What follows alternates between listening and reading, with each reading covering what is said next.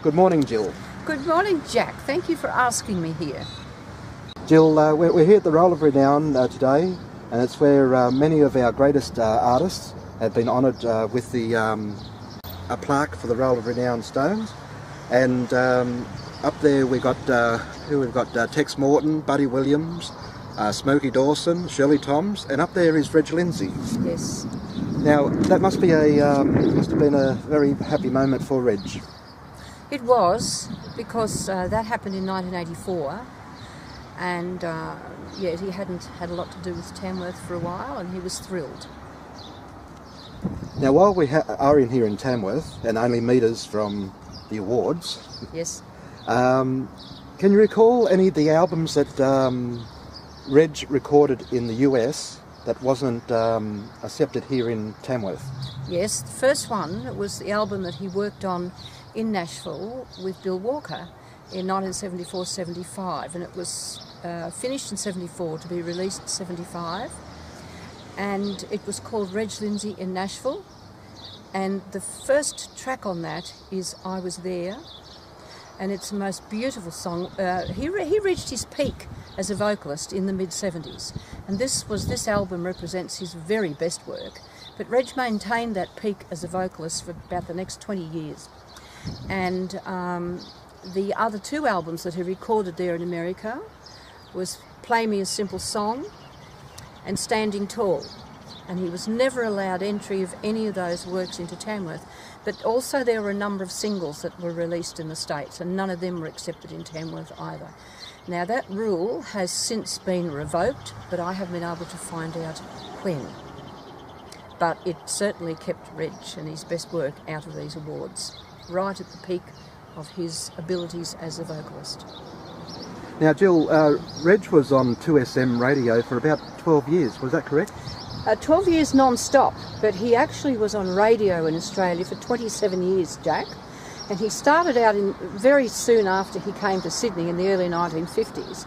And he went around a lot of the Sydney stations, 2UE, 2UH, 2KY, and finished up at 2SM.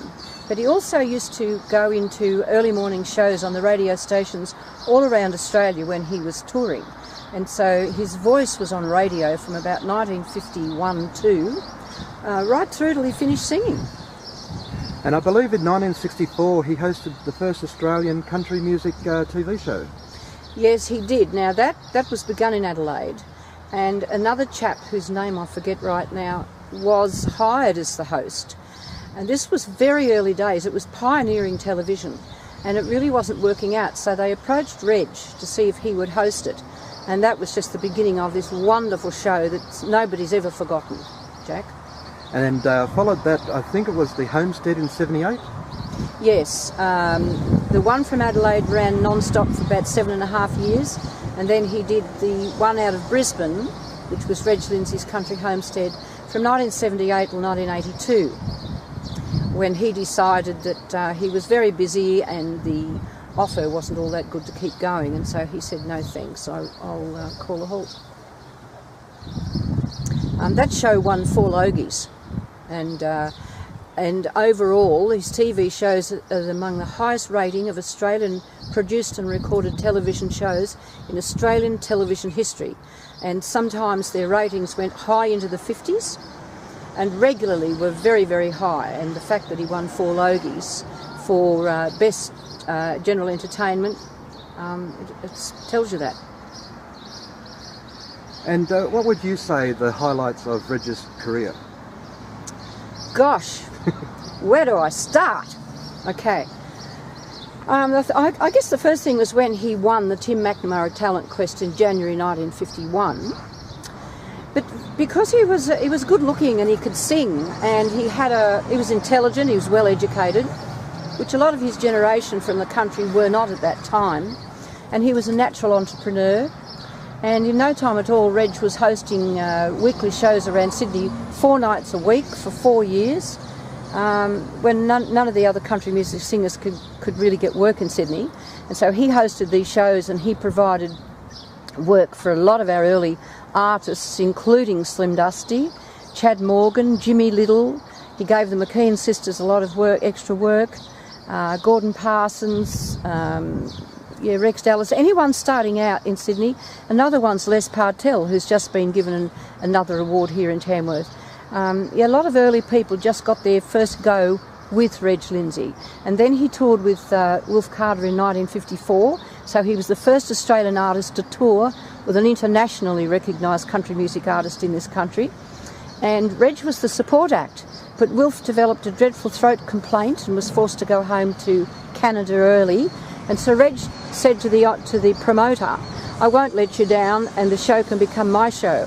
And so he actually was one of the very first, after Tex Morton and Buddy Williams, and then your travelling rodeo people like the Gill Brothers and the Scewthorpes, to actually take country music shows into the country.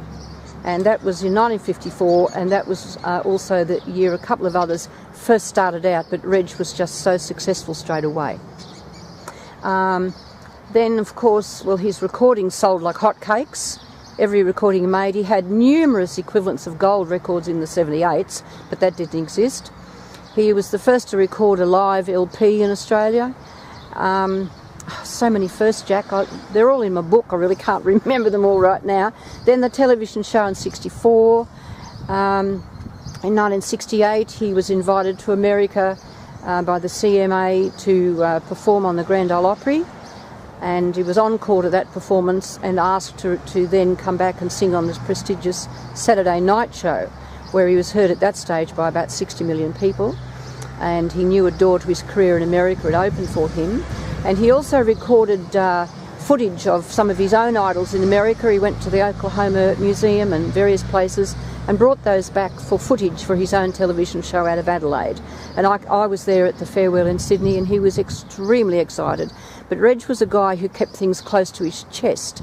And so, he hid the fact that he was excited, but those who knew him knew that he was just really thrilled to be going to America and meeting his idols and appearing on the Grand Ole Opry, because that was his dream.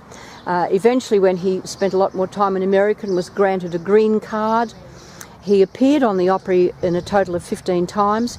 He sang and knew and was friends with great artists like Dolly Parton, Willie Nelson, Tom T. Hall, Chris Christopherson, you name it, Crystal Gale. I can't remember them all, but just about everyone who was on the Opry at the time knew Reg, and everybody knew he knew them, and everybody knew him.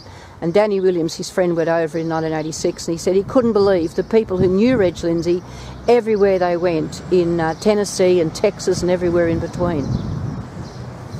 And then back here in Australia, he was awarded 3 gold guitars. He managed to do that even though his best works were banned. He had to fly back to Australia especially to record those tracks to be released. And to fit the criteria of the Australian Country Music Awards. And his successes in America were not hailed here at all, and actually worked against him in lots of ways.